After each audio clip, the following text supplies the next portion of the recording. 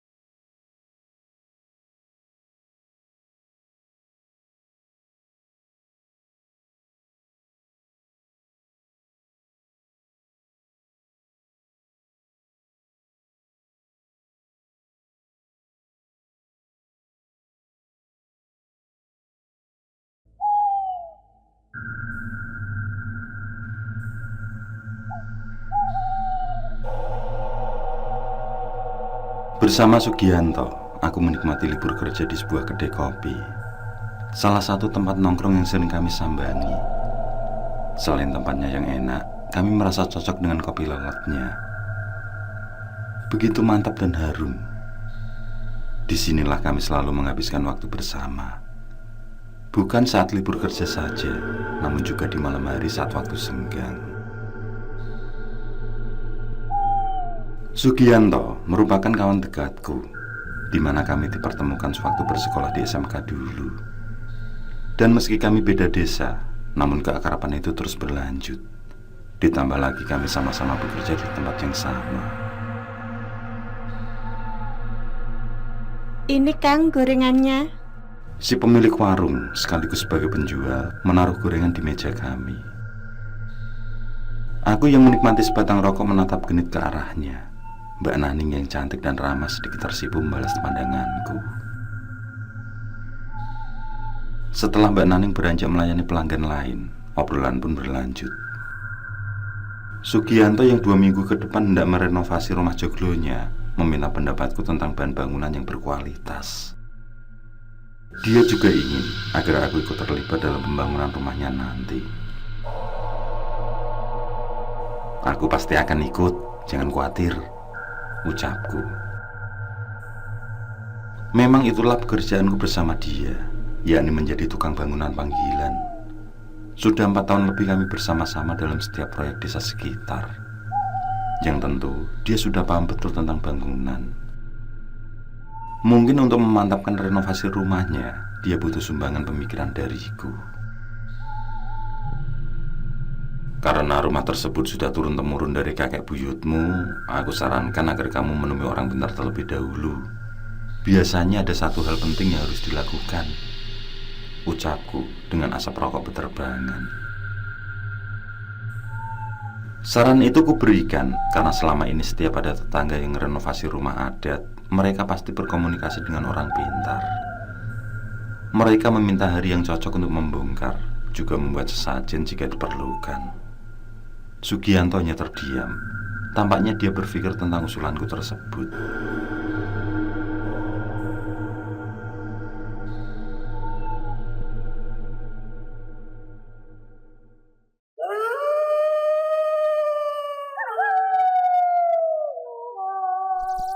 Malam beranjak. Kelelawar berterbangan menyapu setiap dahan pohon rambutan. Suara kepakan sayapnya samar-samar terdengar bersahutan. Setelah seharian di tempat pemancingan, malam ini aku dan Sugianto berencana ke kedai kopi milik Mbak Naning. Inilah pertama kali aku bertemu dengannya semenjak 3 bulan yang lalu. Yang mana setelah usai membangun rumahnya, dia melanjutkan finishing sendiri pembangunan itu. Sementara aku ikut salah satu mandor di proyek pembangunan perumahan di kota. Entah kemana Sugianto setelah selesai pekerjaannya. Yang biasa menghubungiku tiba-tiba menghilang tanpa kabar.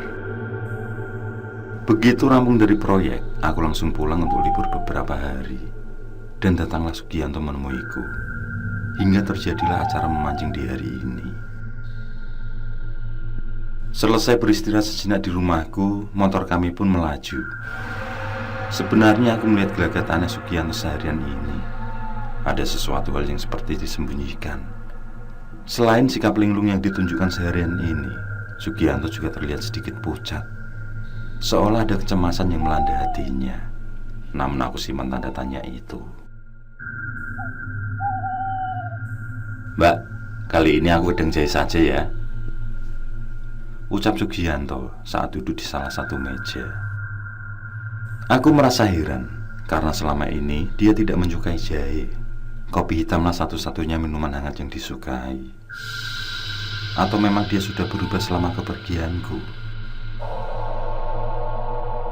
"Sejak kapan kamu suka jahe toh?" tanyaku. Dia hanya tersenyum saja tanpa menjawab.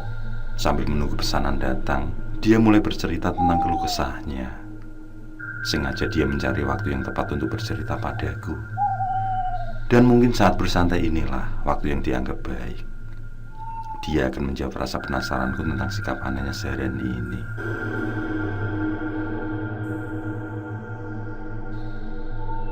Dia bercerita bahwa semenjak rumahnya jadi, sering terjadi hal-hal aneh. Selain mengalami musibah yang tak terduga, dia juga bermimpi yang membuatnya bergidik ngeri.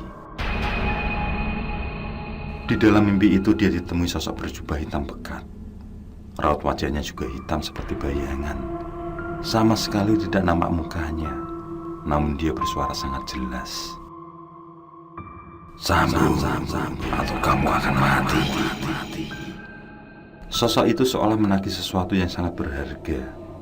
Kemunculannya di dalam mimpi tidak hanya sekali dua kali, namun sangatlah sering. Dan setiap kali mimpi itu datang, pasti ada kesialan yang mengikuti. Entah itu terjadi pada anaknya, istrinya, maupun dia sendiri. Aku menangkap betul rasa takut di nada suara Sugianto. Gemetar diikuti nafas yang tidak beraturan.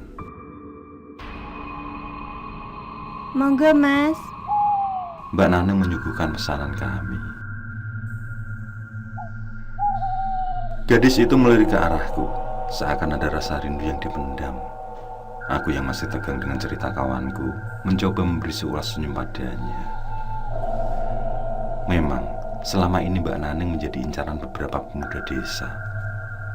Bukan hanya desaku, namun juga desa-desa tetangga. Mungkin karena daya tarik itulah yang membuat warung kopinya cukup ramai dikunjungi para pemuda. Dan dari sekian pemuda itu, aku termasuk penggemarnya. Di usia yang menginjak 30 tahun, juga sudah mapan, membuatku mulai memikirkan seorang pendamping. Dan bisa jadi Mbak Naneng adalah kandidat kuat sebagai incaranku.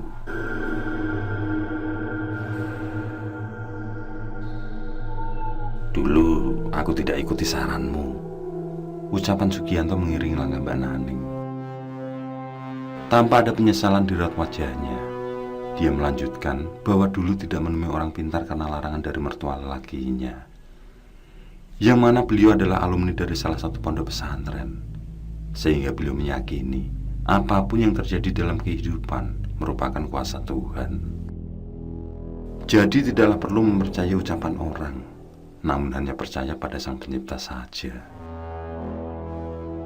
Sejenak kami terdiam, lalu menyeruput perlahan minuman masing-masing, yang kami susul dengan menyulut sebatang rokok.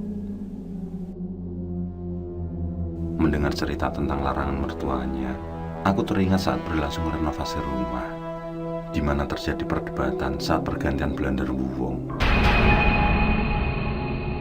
Tepatnya kayu penyangga genteng yang paling ujung. Saat itu warga yang ikut bergotong royong menyuruh menurunkan blender tersebut. Menurut keyakinan warga, saat memotong blender wuwong sebaiknya semua harus roboh dan diturunkan. Namun dengan tegas mertua Sugianto melarang. Beliau menyuruh langsung dipotong di atas saja untuk mempercepat pekerjaan. Tukang kayu yang bekerja saat itu agak takut juga untuk memotong, karena dia masih memegang adat yang diyakini masyarakat. Dan kejadian buruk benar-benar datang. Hari yang naas menimpa tukang kayu tersebut. Tepat saat kayu putus, lelaki parubaya itu mendadak terjatuh dari atas. Dia langsung muntah darah, yang ternyata punggungnya patah. Kabar selanjutnya, jarak 2 minggu dia pun meninggal dunia.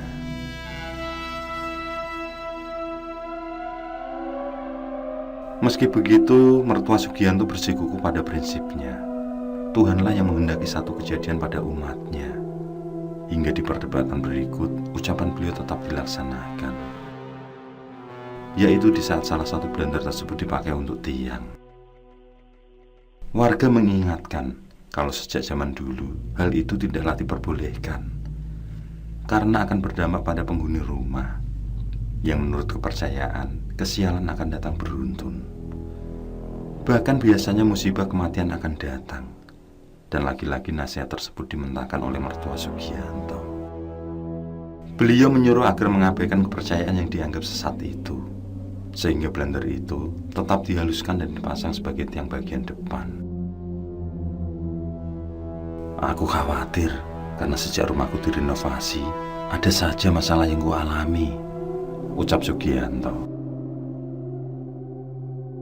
Kawanku itu juga berkata, selain mimpi bertemu dengan sosok gaib tersebut, 4 hari terakhir dia juga mimpi sangat aneh. Di dalam rumahnya dia menanam pohon pisang kluthuk, yang kemudian pohon tersebut dijadikan tarup atau syarat temanten yang ada janur kuningnya. Dia berkata bahwa mimpi itu seperti begitu nyata. Aku semakin ngeri mendengar cerita yang terakhir. Mimpi itu bagiku adalah mimpi buruk. Selanjutnya aku mengarahkan dia untuk bertemu dengan salah satu orang pintar. Dan saranku adalah Mbak Karmo, seorang dari kecamatan sebelah yang dianggap mumpuni dalam ilmu kebatinan. Atau jika dia tidak setuju, setidaknya meminta pendapat dari mertuanya, meminta amalan untuk menjauhkan dari bala. Baiklah, besok setelah memancing kita datang bertamu, ucap Sugianto nanggung. Dia tidak melanjutkan pada siapa mesti bertamu. Aku pun tidak bertanya. Mungkin dia akan berpikir nanti tentang siapa yang akan dituju. Kami melanjutkan minum sambil ngobrol masalah lain untuk mencairkan suasana, terutama tentang aku yang belum juga menikah.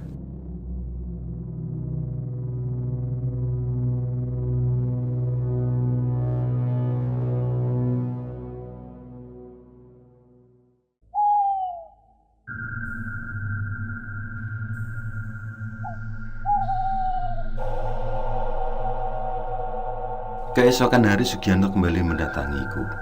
Rupanya dia sengaja libur kerja untuk menyegarkan pikiran. Aku mengajak terlebih dulu menyelesaikan masalah yang dihadapi. Aku ajak dia menemui Mbak Karmo agar hati lebih tenang. Sengaja aku tidak menyuruh menemui mertuanya, karena aku sudah tahu jawaban apa yang akan didapat. Tapi Sugianto lebih condong untuk bersantai dulu. Dia mengajak ke orang pintar nanti malam saja, yang menurutnya suasana lebih tenang dan lebih nyaman di saat malam hari. Aku yang masih kepikiran dengan mimpinya coba memaksa untuk lekas bertamu ke orang pintar. Tapi dia tetap ngotot supaya nanti malam saja menyelesaikan urusan tersebut.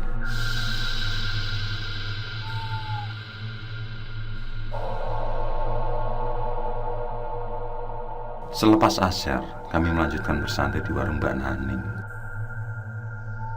Kami membahas tentang acara memancing tadi. Dan setelah ngobrol kesana kemari, tidak terasa waktu menunjukkan pukul 5:30. Semuanya 17.000, Mas, ucap Mbak Naning lembut. Belum sempat aku membayar, Sugianto terlebih dulu menyodorkan uang 50 ribuan. Ini Mbak, sisanya besok saja dikasih kopi lagi, ucapnya. Sekilas aku melihat senyum manis Mbak Naning. Saat mata kami saling memandang, barulah aku tersadar ada getaran cinta yang kurasakan. Mungkin beberapa hari ke depan aku akan mengungkapkan perasaan itu, menuntut kepastian ya atau tidak.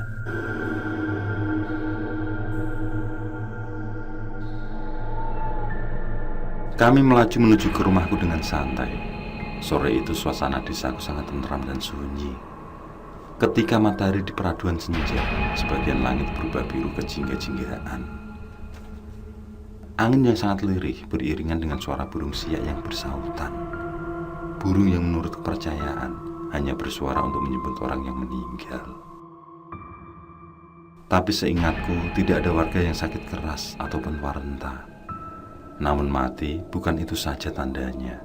Bahkan orang sehat pun bisa saja mendadak meninggal dunia. Kami saling diam. Lorong gang yang dilewati terlihat sangat sepi. Ditambah asap dari kandang kambing orang-orang desa yang membuat pandanganku agak rabun.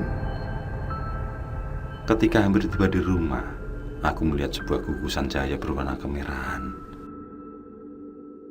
yang warga sering menyebutnya sebagai lintang membungkus panjer sore. Sontak dalam hatiku beristighfar. Satu hal yang menandakan bakal ada hal buruk terjadi. Entah itu pada lingkup perorangan, keluarga, ataupun masyarakat sekitar. Yang paling sering adalah datangnya kematian di salah satu warga. Namun bisa dipastikan, peristiwa buruk pasti akan terjadi.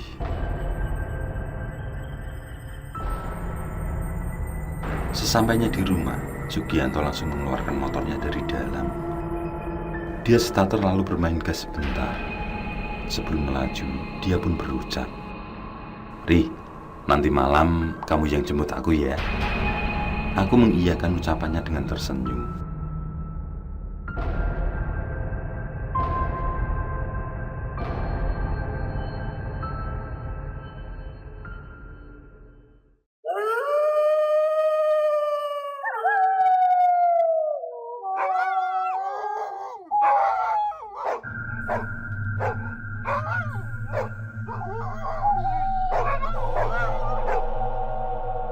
Pukul 8 malam aku sudah tiba di rumah Sugianto. Terlihat dia sedang menggendong anaknya yang berusia 4 tahun. Tampak pula istrinya sangat cemas mendampingi. "Maaf Ri, kita harus tunda rencana malam ini. Aku ingin menggendong anakku. Dia lagi tidak enak badan," ucap Sugianto menyambutku. Meski begitu, aku duduk sebentar untuk menghibur putranya. Lalu bertanya, apakah sudah diperiksakan atau belum. Aku pamit pulang setelah beberapa saat, memberi waktu bagi mereka untuk beristirahat.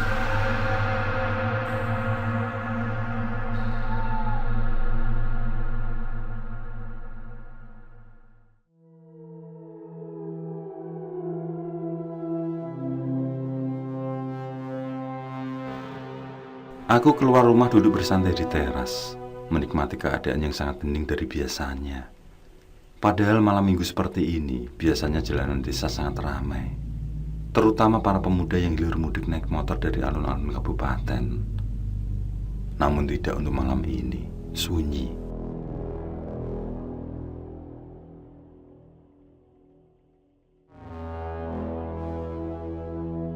Aku lihat jam tangan yang masih melekat. Hampir tengah malam. Ini adalah hari ketiga kalinya aku terjaga di malam ini. Entah kenapa pikiranku selalu mengarah pada Sugianto. Ada yang membuatku tidak tenang, terutama soal mimpi tentang syarat pengantin. Bagiku itu adalah mimpi buruk. Dalam lamunanku, mendadak seorang berdiri di jalan depan rumah. Dan sosok itu tidaklah asing bagiku. Dia adalah Sugianto. Tapi kenapa dia berjalan kaki? Apa yang dia lakukan?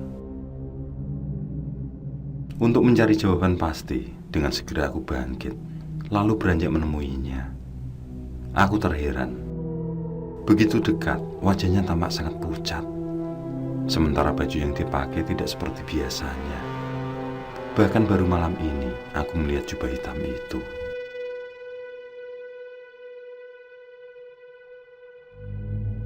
"Ri, tolong antarkan aku ke orang pintar, Ri," ucapnya. Dalam pikiran yang tegang, aku tidaklah bertanya lebih banyak. Justru pertanyaan tentang sepeda motornya yang terlontar. Motorku mendadak macet di batas desa, jadi aku putuskan berjalan kaki menemuimu, jawabnya. Aku menyuruhnya menunggu di teras saat aku mengeluarkan motor, tapi dia memilih berdiri saja pada tempatnya. Dengan tegang dan penuh pertanyaan, aku pun melajukan motor. Tapi kawanku itu mendadak lenyap, entah kemana perginya. Di saat aku hendak mencari, tiba-tiba datang motor ke arahku. Dia adalah Mas Dani, ketua RT di wilayah Sugianto. Dengan nada terbata-bata, dia memberi kabar bahwa Sugianto telah berpulang. Katanya, istri dari Sugianto menyuruh memberitahuku. Aku yang lemas diselimuti duka tidaklah bertanya banyak. Bergegas aku kancingkan jaket, lalu mengajak Mas Dani ke rumah duka.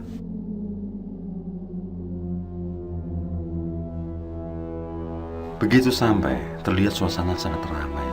Tampak pula terparkir mobil polsek setempat dan ambulan RSUD. Dalam benak aku bertanya, ya Allah, ini ada apa? Kaki ini terasa berat ketika hendak mendekat. Sugianto gantung mas, kendat dan tidak ketulungan, ucap Mas Dani di belakangku. Rasanya badan ini sangatlah dingin. Jantung berhenti berdetak.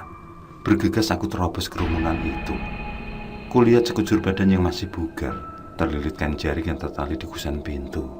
Badannya sudah kaku, matanya melotot dengan lidah menjulur keluar. Innalillahi. Suaraku keluar sangat lirih. Sungguh sesuatu yang tidak terduga. Kawanku yang 2 hari ini bersama denganku tiba-tiba saja melakukan sesuatu yang aneh. Benar-benar tidak sampai di pikiranku.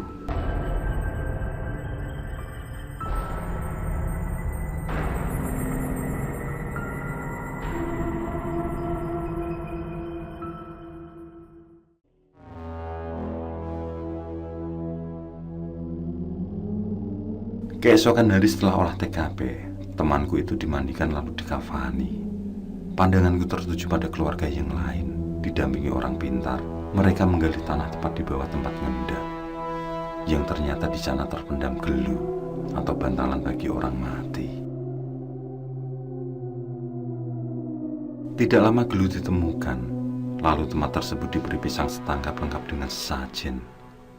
Ada pula 1 batang pohon anakan di sana, yang menurut mereka agar hawa di sekitar kembali sejuk. Karena pohon pisang itu mampu menyerap hawa panas. Di sisi lain aku melihat mertua Sugianto terdiam. Ada raut penyesalan di mimik mukanya. Dari situlah aku berkesimpulan, semua memang milik Sang Pencipta. Namun ada upaya untuk mencegah hal buruk. Dan selama upaya itu tidak bertentangan dengan hukum agama, kita mesti melakukannya. Sebagai contoh adalah di saat kita sakit. Tentu kita membutuhkan tangan dokter sebagai penyembuh. Tapi tetap ada iman kita. Tetap Tuhanlah yang di atas segalanya. Begitupun kasus yang menimpa Sugianto. Tidak ada salahnya jika saat itu mempercayai tentang tata cara memperlakukan Belandar Wuwong. Karena Tuhan masih yang diutamakan.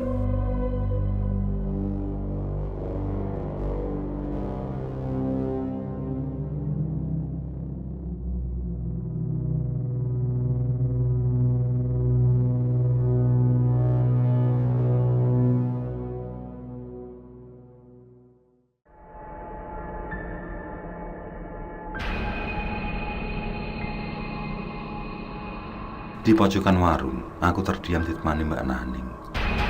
Sengaja aku datang untuk menagih uang kembalian kawanku Sugianto. Tampak mata pengunjung lain menunjukkan rasa iri memandangku. Disinilah tempatku bersama Sugianto, yang selalu penuh sendaguro dan kisah kehidupan. Namun sekarang, Mbak Naninglah yang menggantikan.